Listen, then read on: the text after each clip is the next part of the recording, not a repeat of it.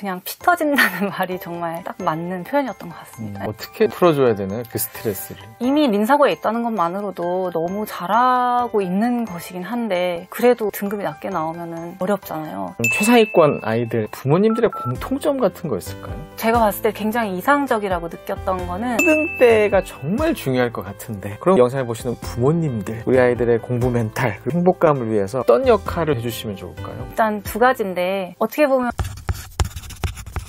안녕하세요. 교집합 스튜디오 권대영 소장입니다. 아이들의 성장, 부모와의 관계, 그리고 공부를 심리전이라고 표현하기도 합니다. 그래서 오늘 민사고 행복 수업의 저자이신 김여람 선생님을 모시고 유익한 말씀 나눠보도록 하겠습니다. 선생님 안녕하세요. 안녕하세요. 네. 민사고에서 심리학 수업을 하셨었잖아요. 네네. 네, 그리고 또 진학부 상담 교사이시기도 하셨다고 들었는데요. 기숙사 생활을 하면서 새벽 6시에 일어나서 밤 12시까지 자율학습하는 정말 빡빡한 커리큘럼 그런 학교에서 흔히 공부와 상관이 없어 보이는데 심리학 수업을 하셨다. 또 이게 인기 강좌였다고 해요. 민사고에서 아이들에게 심리학을 가르치는 이유가 무엇인가요? 민사고는 기숙사라는 학교의 특징도 있고 또 워낙 상위권 친구들이 이제 모여 있다 보니까 아이들이 기본적으로 스트레스가 굉장히 많잖아요. 그래서 멘탈 관리라는 측면을 학교에서 굉장히 중요하게 보시는 것 같았어요. 저 뭐 면접할 때만 해도 긍정심리학 수업을 할 수 있는지를 되게 면밀하게 보셨었고 저희가 맑은 정신이라고 그러잖아요. 결국엔 학습이 이 머리가 맑아야지 잘 되는 측면 분명히 있는데 감정적으로 요동치는 상태에서는 학습이 이루어지기가 어렵다. 그렇게 학교에서도 생각하셨던 것 같습니다. 민사고뿐만이 아니라 이 영상을 보시는 우리 초등, 중등 부모님들 마찬가지신 게 집에서도 사실 아이들 학습 심리, 관계도 심리 네. 정말 어렵거든요. 네. 그 부분에 대해서 오늘 유익한 말씀을 기대를 해보겠습니다. 근데 수업 내용이 어떤 내용이었나요? 긍정심리학은 기본적으로 행복이 가장 큰 주제이고요. 심리학이 그동안에는 임상심리, 상담심리 좀 어려운 측면을 도와주려고 했다면 긍정심리학에서는 회복 탄력성이라든가 아이들의 강점이 어떤 측면이 있는지 이런 것도 찾아보고 가장 큰 주제는 행복이었습니다. 네. 고등학생 아이들에게 행복 수업을 한다. 네. 근데 궁금한데요. 아이들의 반응이나 수업 태도나. 기본적으로 성적이 들어가는 과목이기 때문에 수업 태도는 매우 좋았고요. 그리고 아이들이 좋아해주기도 했습니다. 심리학이라는 과목 자체가 문과 학생들도 관심을 갖고 이과 학생들도 사회 쪽 공부를 해야 될 때 관심 갖기 쉬운 좀 융합적인 측면이 많이 있다 보니까 과목 자체가 인기가 있는 과목인데 또 긍정심리학이라고 하니까 아이들이 굉장히 재미있게 들어줬던 기억이 있습니다. 네. 상담도 많이 하셨으니까 그러니까 민사고 아이들이라고 하면 전국 단위에서 공부를 정말 잘하는 아이들인데 이 아이들이 갖는 고민이 주로 어떤 고민이었나요? 학년마다 다르기도 하긴 하지만 다 비슷비슷한 것 같아요. 이 친구들도 내 상담도 했었고 친구 관계 어려움 이런 것들 많이 했었고 근데 학년이 올라가면 올라갈수록 진로 고민이 좀 많이 있다고 기억이 되고요. 예를 들면 자기가 원하는 걸 모르겠기도 하지만 원하는 게 있는데 부모님과의 충돌? 아무래도 부모님은 선실적인 측면을 좀 많이 강조하시는데 자기는 순수학문 쪽을 가고 싶다거나 이런 고민도 있었고 진로 고민이 갈수록 좀 많이 있었던 걸로. 진로 고민이라면 이제 공부에 대한 고민도 포함이 돼 있겠네요. 네, 성적은 아무래도 항상 거의 모든 아이들의 고민이었던 걸로. 그렇게 잘하는 학교에서도 사실 잘하는 학교니까 더 치열할 테고. 네, 너무 치열하죠. 정말 치열하니까 또 스트레스도 되게 많이 받을 거고. 네, 맞습니다. 그러니까 내신을 따는 게 너무 어렵기 때문에 국제반 외국으로 갈 아이들이니까 그 아이들은 절대평가 시스템 아래서 굉장히 자유롭고 행복하게 학교 생활을 했는데 같은 학교 내에서도 군부에 입시하는 아이들은 그냥 피 터진다는 말이 정말 딱 맞는 표현이었던 것 같습니다. 어떻게 풀어줘야 되나요? 그 스트레스를. 이미 민사고에 있다는 것만으로도 너무 잘하고 있는 것이긴 한데 그래도 등급이 낮게 나오면 어렵잖아요. 꾸준히 최선을 다하는 것은 학생의 몫이지만 제가 해줄 수 있는 얘기는 정말 너가 끝까지 최선을 다해봤냐 정말 후회 없을 만큼 결과는 너의 몫이 아니다. 그리고 충분히 잘하고 있다. 또 대학 입시가 끝이 아니다. 저도 경험해봤지만 또 졸업했던 학생들도 보면 그때부터도 이제 새로 만들어 나가는 측면들도 많이 있고 또 바뀔 가능성도 있고 아무튼 그렇게 끝이 아니라는 걸 좀 강조해서 얘기해줬던 것 같습니다. 네. 궁금한 게 전국의 수재대를 모아놓은 학교이기도 하고 정말 공부를 또 열심히 또 잘하는 아이들 이런 아이들이 갖는 공통점이나 특징 같은 거가 있을까요? 일단은 본인의 욕심 욕심도 있고 부모님의 욕심도 있고 물론 기본적으로 공부에 재능이 있었겠지만 또 악바리 기질로 끝까지 물고 늘어질 수 있는 마지막까지 지치지 않는 것도 굉장히 중요했던 것 같아요. 뭐 예를 들면 학교 들어왔을 때부터 이미 이제 지쳐있는 친구들이 있는 거죠. 들어올 때부터 이미 지쳐서? 예. 인사고도 들어오는 것도 입시잖아요, 하나에. 그러니까 거기에 초등학교 때부터 올인을 해서 너무 이제 시달리면서 자기가 원해서라기보다는 그래서 들어온 아이들은 특히 남자애들 같은 경우에는 기숙사 학교다 보니까 풀어져 버리는 거죠. 또 마지막에 이제 정말 달려야 하고 더 중요할 수도 있는 입시 직전에 그냥 놔버리는 뭐 이런 친구도 봤고요. 끝까지 지치지 않고 이걸 끌고 나갈 수 있는 힘을 지니는 게 되게 중요하구나 이런 생각을 했었습니다. 네. 가까이서 끝까지 살아남는 아이들 같은 경우 그 아이들의 심리적 특징이나 뭐 부모와의 관계나 그런 부분도 중요할 것 같거든요. 부모의 관계는 기본적으로 안정되게 공부해 나가는 데 있어서 너무너무 중요한 것 그렇죠. 같아요. 네. 입시라는 과정이 너무 길고 본인들이 가장 스트레스 받고 제일 힘들 텐데 거기에 부모까지 스트레스를 너무 가중시키게 되면은 짐을 한 개 더 지어주는 거죠, 아이들한테. 이미 자기가 노력하고 있음에도. 그러면 최상위권 아이들 부모님들의 공통점 같은 거 있을까요? 제가 봤을 때 굉장히 이상적이라고 느꼈던 거는 아이와 부모가 약간은 거리감이 있는, 그러니까 너무 부모가 아이의 입시 결과나 성적이나 이런 거에 너무 몰입되어 계시다기보다는 좀 이모 같은 느낌, 엄마라면 아빠라면 삼촌 같은 느낌으로 한 발짝 조금 떨어져 있으면서 다독여줄 수도 있고 괜찮다, 좀 결과 안 줬을 때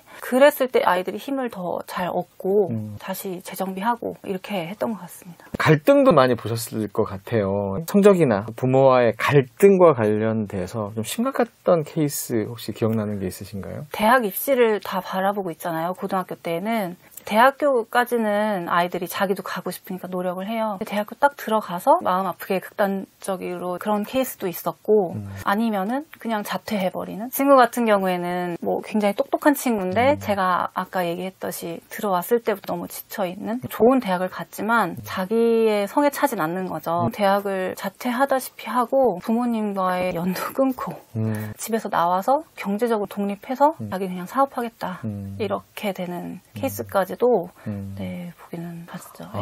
공부는 잘했지만 결국 공부보다 더 중요한 게 부모님과의 관계 그리고 거기서 성장일 텐데. 근데 이제 시간이 흐르고 지금도 가끔 연락하는데 그래도 이제 연락은 이제는 한다 하더라고요. 그렇지만 너무 관계가 멀어지긴 한 거죠. 가까운 관계는 어려워진 거죠. 이제. 네. 공부는 잘했지만 결국에는 정서가 망가져 버리고 관계가 틀어져 버리는. 사실 뭘 위해서 공부를 시켰나. 그렇죠. 네. 보통은 뭐 민사고뿐만이 아니라 원하는 특목자사고 좋은 고등학교를 보내면 그 자체가 목표이신 분들도 많이 계시잖아요. 네, 맞아요. 근데 그게 아니라는 거. 네. 근데 이제 그 문제가 사실은 딱 고등학교 때 발생한 문제라기보다는 그때 이제 눈에 보이는 거예요. 드러나오는 거죠. 이미 그 전부터 관계든 문제가 막 있었을 텐데 이런 이야기가 있더라고요. 중2 때 행복한 아이가 고3 때 성적도 좋다. 이런 연구 결과가 있다고 해요. 네네. 어떻게 생각하시나요? 결국에는 행복이라는 게 그러니까 마음이 좀 평온한 상태? 그런 평온한 마음이 공부를 할 때 있어서 동력이 된다. 제 긍정심리학 들었던 친구 이야기예요. 2학년 때 긍정심리학을 들었는데 3학년 1학기가 돼서 저를 찾아왔더라고요. 그래서 무슨 얘기인가 들어봤더니 자기가 긍정심리학 들으면서 배웠던 결과보다는 과정에 집중하고 뭐 순간에 몰입하고 이런 것들을 몸소 실천해보고 싶었다. 그래서 2학년 2학기 때 그 수업을 들으면서 내 삶을 그렇게 좀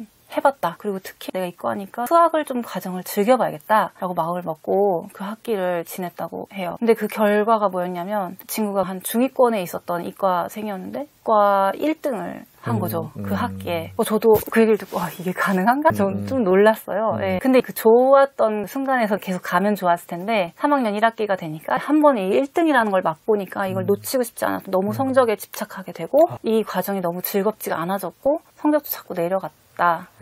그래서 저를 찾아왔더라고요. 그런 걸 봐도 그냥 놀면서 즐겁다기보다는 과정을 좀 즐길 수 있게 해주는, 그러니까 본인 스스로도 입시 공부가 즐거움이 있어야 된다. 그럴 때 최상위권으로 가는, 정말 민사고 안에서도 아이들이 부러워하는 친구는 그냥 즐겁게 공부를 하더라고요. 그 친구를 졸업을 하고 한 3, 4년 후에 연락을 했었거든요. 제가 전화했을 당시에 행시 이제 재경직에 합격했더라고요.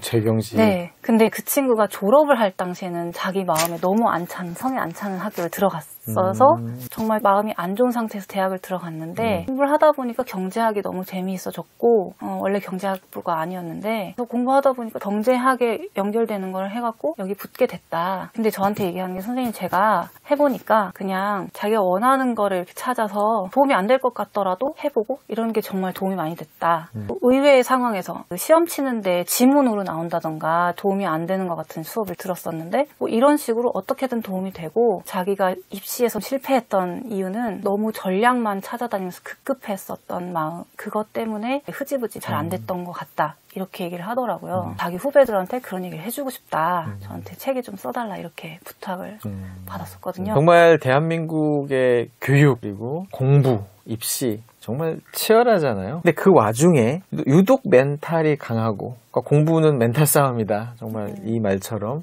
유독 멘탈이 강하고 심지어는 아까 잠깐 말씀해 주신 것처럼 행복을 느끼면서 이건 약간 타고난 건지 재능인지 모르지만 힘들는 상황에도 불구하고 그냥 할 거 무던히 하고 그런 아이들이 있잖아요. 이런 행복한 아이들의 특징이 무엇일까요? 휘둘리지 않는 중심이 있다? 그러니까 근데 그렇게 아이가 되려면 전부터 부모가 같이 그 아이가 원하는 게 뭔지 같이 좀 탐색하고 열린 마음으로 아이와 함께 아이의 길을 찾아봐주는 그런 조력자셨던 것 같아요. 제가 민사고에서 겪었던 많은 학부모님들 중에 성적으로 푸시하고 뭐 의대만 막 강요하고 이런 분들도 계셨지만 지금 제가 말씀드렸던 것처럼 좀 탐색하는 걸 문 열어주고 이런 분들도 굉장히 다수셨거든요. 오히려 그런 분들이 더 많으셨다. 특히 이제 국제반도 있으니까 또 한 가지는 수시 전형으로 많이 이제 가다 보니까 자기 길을 찾는 게 굉장히 중요하잖아요. 근데 그게 그냥 뭐 수시 전형이니까 이게 아니고 정말 아이랑 함께 열린 마음으로 탐색해 주시는 그런 부모님들 많이 계셨어요. 그러니까 공부 멘탈 강하고 행복감을 느끼는 아이들이 사실 그런 부모님들이 공통점이라는 거네요. 네, 그럴 수도 있을 것 같아요. 네네. 그러면서 자기 중심이 이제 세워지고 처음에는 이제 도움을 받지만 마지막에 가서는 휘둘리지 않는 그런 아이들이 멘탈이 강하고 행복하게 공부했던 것 같습니다. 학년이 올라갈수록 이게 고착화되잖아요. 네. 그래서 초등 때가 정말 중요할 것 같은데 그럼 영상을 보시는 부모님들 우리 아이들의 공부 멘탈 그리고 그런 행복감을 위해서 어떤 역할을 해주시면 좋을까요? 일단 두 가지인데 어떻게 보면 뻔하게 느껴지실 수도 있어요. 근데 이게 실천을 정말 하면 효과가 있는 그런 거죠. 결과보다는 과정에 조금 더 초점을 맞춰주시면 좋을 것 같다. 결과가 나빴을 때 실망하시고 좋을 때 막 기뻐하시고 그게 너무 이제 크게 보이면 아이들도 결과에 집착하게 되니까 과정에 더 포커스를 맞춰야 결과도 더 좋게 나오는 그런 측면이 있기 때문에 아이들한테 그런 모습 안 보여주시면 좋을 것 같고 또 한 가지는 말씀드렸듯이 정말 탐색하는 거 어렸을 때부터 아이가 좋아하는 게 뭔지 탐색을 많이 해주시면 좋을 것 같다 생각을 합니다. 절대 좀 하지 말아야 될 말과 행동이 있다면 어떤 게 있을까요? 결과 가지고 뭐라고 하는 것? 정말 열심히 했다면 그거 가지고 조금 점수를 쳐주셨으면 좋겠고 만약에 열심히 안 했다면 그거는 저 같으면 아이한테 열심히 안 한 걸 갖고 혼낼 것 같아요. 네. 과정을 가지고 네, 결과보다는 네. 마지막으로 영상을 보시는 우리 학부모님들께 전하고 싶은 말씀이 있으시면 부탁드립니다. 네, 아까 선생님께서도 민사고 가서 뭐 대학교도 잘 가고 그랬는데 부모 관계가 틀어지면 그게 무슨 소용일까 이렇게 말씀하셨잖아요. 저도 너무너무 같은 의견이고 제가 행복 공부하면서 가치관을 바꿨던 그런 연구가 있는데 그랜트 연구라고 하버드 대학교에서 이루어진 연구예요. 이 연구가 38년부터 거의 300명 가까운 하버드 대학생 거의 지금 90년 가까이 추적조사한 그러니까 이제 인간의 삶을 이해할 수 있게 하는 그런 연구인데 그 연구 책임자 30년 했던 조지 벨런트라는 교수가 뭐라고 하셨냐면 지금까지의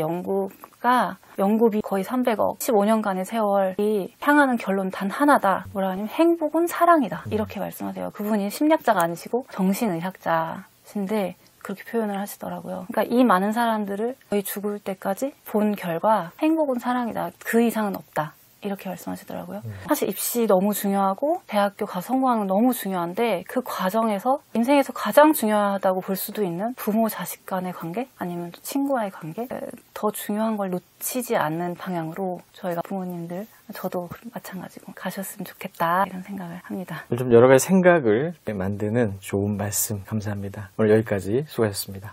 감사합니다.